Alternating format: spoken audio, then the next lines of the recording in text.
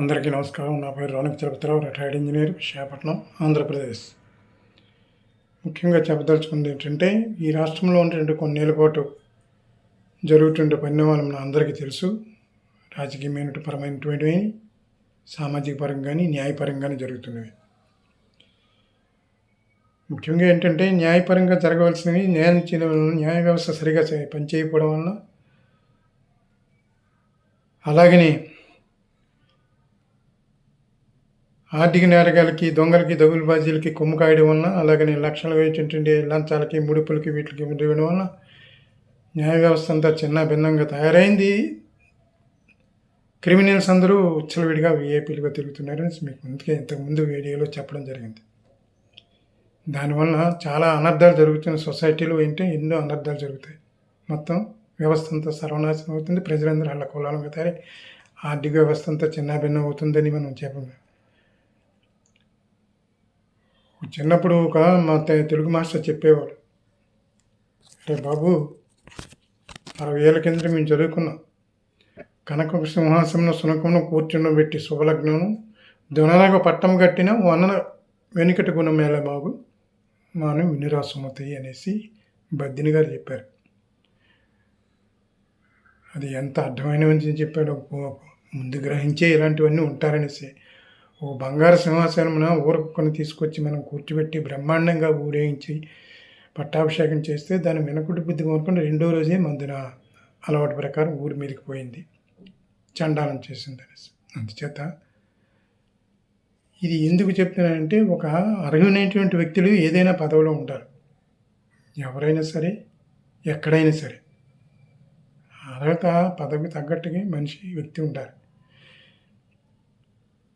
అవినీతి పరులు, అంచుగుంటలు, క్రిమినల్స్, 420 గాళ్ళు, ఇటువంటి దౌర్భాగ్యమైనటువంటి పరిస్థితిని మన దేశంలో ఉన్నటువంటి రాజకీయ నాయకులు దాన్ని అమర్చి వచ్చారు. లక్షల కోట్లు అడ్డుగోలుగా సంపాదించేసి అడ్డదిడ్డంగా రాజకీయాల్లోకి ప్రవేశించేస్తారు. ఎందుకంటే రాజకీయం అనేది పెద్ద ఆశ్రయం అనేదిగా తయారైంది. ఎప్పుడైతే లంచాలకి, ముడుపులకి, వీటికి అలవాటు పడిపోయి న్యాయ వ్యవస్థ సరైన పద్ధతిలో పనిచేయడం లేదో వీళ్ళందరూ విచ్చలవిడిగా తిరుగుతున్నారు. ఎవరికి ఏది ప్రియారిటీ ఇవ్వాలి, ఎవరిని ముందు శిక్షించాలి అనేది ఆలోచించవలసిన పరిస్థితి ఉంది. సో ఇటువంటి వాళ్ళందరూ ప్రజల సొమ్ముని లక్షల కోట్లు మింగేసి అడ్డుగోలుగా అడ్డదారిలో కొట్టేసి చివరికి ఒక టోపీ పెట్టుకొని సమాజంలోకి వచ్చేస్తున్నారు. దాని గురించి చెప్పాడు George Bernard Shah. Politics is the last resort for the scoundrels.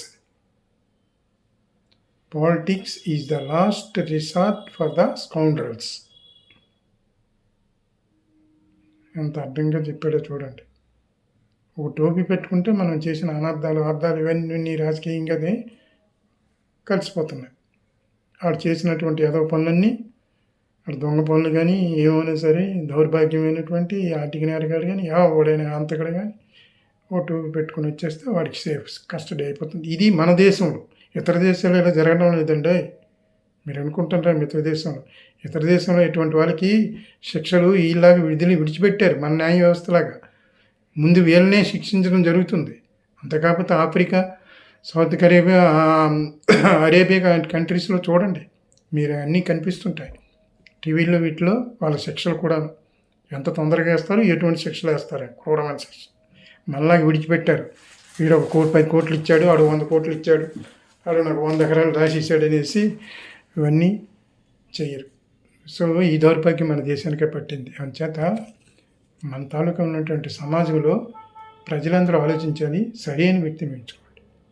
అంతేగాని ఎవడో వచ్చాడు ఏదో చెప్పాడు అనేసి అంటే ఏం చెప్తాడు?